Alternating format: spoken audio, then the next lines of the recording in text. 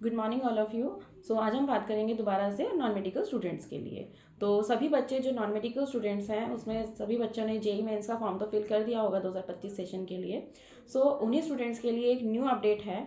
और 2024 के सेशन में जिन बच्चों ने अपना क्रैक किया था जेई मेंस या एडवांस को क्रैक किया था, उन बच्चों के लिए सबसे बड़ी न्यू अपडेट ये है कि वो बच्चे जिन बच्चों ने एडवांस के लिए कोशिश की थी अपने 2024 के सेशन में, बट अपने स्कोर की वजह से वो क्रैक नहीं कर पाए उसको, तो उन बच्चों के लिए एक और मौका है कि वो इस बार दोबारा से एडवांस को क्रैक कर सकते हैं। मीन्स जिसको बच्चे का टारगेट है कि उसको आईआईटी कवर करना है, उन बच्चों के लिए इस बार दोबारा से मौका है एडवांस देने का, तो जिसके थ्रू आप अपने आईआईटी को क्रैक कर सकते हैं।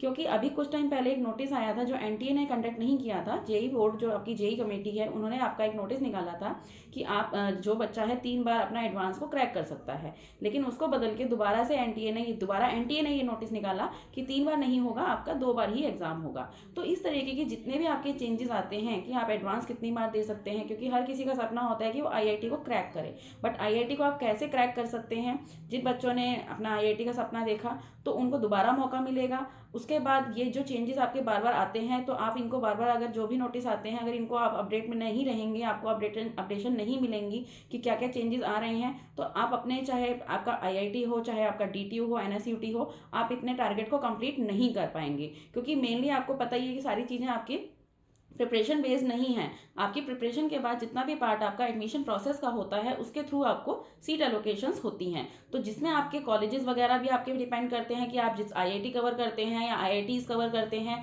तो किस तरीके की क्राइटेरियाज इसमें होते हैं, क्या क्या डॉक्यूमेंटेशन इसमें लगती हैं, क्या आपका एलिजिबिलिटी क्राइटेरिया रहता है परसेंटेज का, 12th की परसेंटेज का, या आपकी जो स्टेट कोटा और आपकी सेंट्रल कोटा की काउंसलिंग्स हैं वो किस तरीके से कवरेज होती हैं, कितना आपको बेनिफिट किस कैटेगरी से मिल सकता है, अगर आप जनरल कैटेगरी में है तो आप किस तरीके से अपने अच्छी सीट को ग्रैब कर सकते हैं। तो ये सब चीज़ें जो है मैं आपको यही बताना चाहती हूँ कि डेली बेसिस पर कोई ना कोई अगर अपडेट आती है, बट अगर वो अपडेट आपको नहीं मिल रही है तो आप कितना भी अच्छा स्कोर अगर लेकर आते हैं तो भी आपको एक अच्छी सीट नहीं मिल पाएगी। तो इसलिए अगर आप सारी चीज़ों के साथ अपनी जानकारी को आगे लेना चाहते हैं तो आप एक बार मिलकर हमसे इन्फॉर्मेशन लेकर आगे अपनी प्रोसीड कर सकते हैं चीज़ों को, जिससे कि आपको इस साल आईआईटी को क्रैक करने का सबसे पहले तो मौका मिले। दूसरा, जो बच्चा फर्स्ट टाइम अपना अटेम्प्ट कर रहा है उस बच्चे को इस बार अच्छे कॉलेज में एडमिशन मिले, ताकि उस बच्चे को ड्रॉप ही ना करना पड़े। ठीक है, तो आप आगे की इन्फॉर्मेशन के लिए डायरेक्टली हमसे सेंटर पे आके मिल सकते हैं। पश्चिम बिहार में मेरा सेंटर है, मैं सपना बात कर रही हूँ। नंबर आपको डिस्क्रिप्शन में आपको आगे प्रोवाइड कर दिया जाएगा। Thank you.